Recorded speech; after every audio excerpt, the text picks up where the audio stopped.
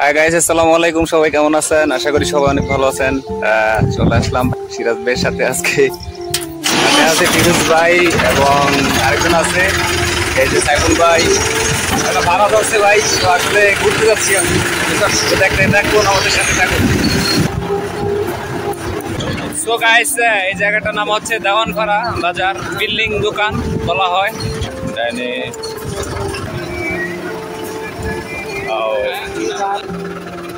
যে ধানগুলো লোড হবে গাড়িতে, চলে আসলাম গন্তব্যস্থানে। ভাইয়েরা গাড়ি লোড করবে, তো আমি সাথে আসছি দেখার জন্য। ভাই, ভিডিওটা খুব ভালো আসতেছে, একটু তাকান। গাড়িকে ঢুকবো ওই রোডে। ড্রাইভিং করলেন ভাই? মাশাল্লাহ মাশাল্লাহ।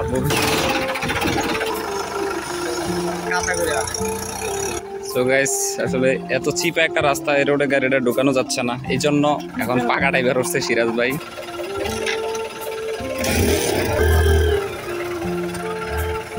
এই যে এখন আমাদের গাড়ি ঢুকে যাবে।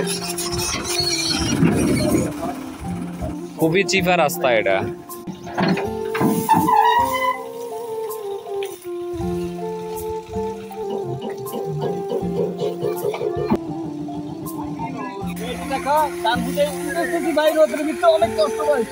অনেক কষ্ট না? আসলে অনেক কষ্ট, যে রোদ তাপমাত্রা যে বেশি করতেছে। কাদা লাগবে না, এমনি একাই 100 ভাই।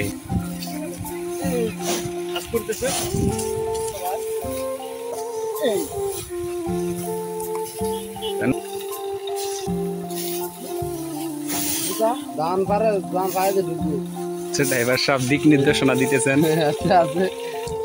তো গাইস, দেখতে পাচ্ছেন মিনিটের মধ্যে আসলে গাড়িটা লোড হয়ে যাচ্ছে। আমাদের এবারের সিজনের প্রথম ধান। আসলে সিজন বাদে যে বোরো করা হয়, বড় জমিগুলা করা হয়, এই বড় জমির প্রথম ধান আজকে কৃষকরা গাড়িতে লোড দিচ্ছে। এই যে গাছ দেখতে পাচ্ছেন, আবারও লোড হয়ে গেল।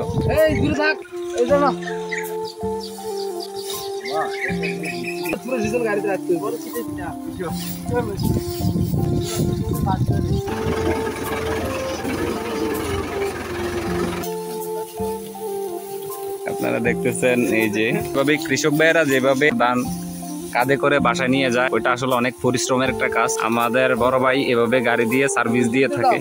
দেখতে পাচ্ছেন আপনারা, সেকেন্ডের মধ্যেই জমি খালি।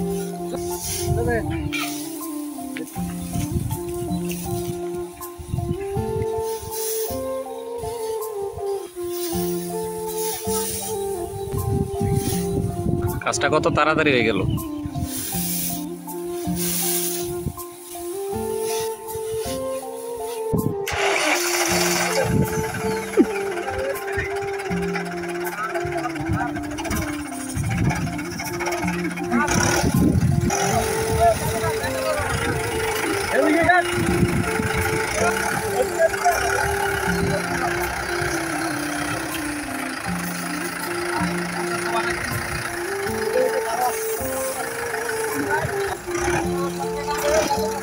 সো গাইস, আপনারা দেখতে পেলেন এই জমির ধানগুলো মিনিটের মধ্যেই গাড়িতে লোড হয়ে গেছে।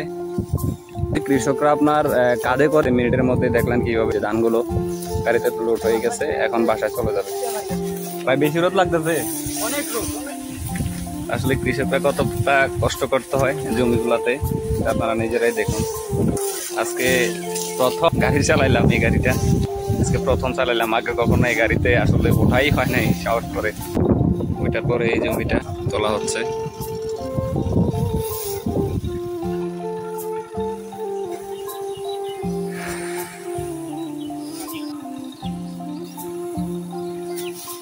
গাইস, গাড়ি লোড দেওয়া শেষ, এখন বাঁধা হচ্ছে। শেষ রশিদে ধানগুলা বাঁধা হবে।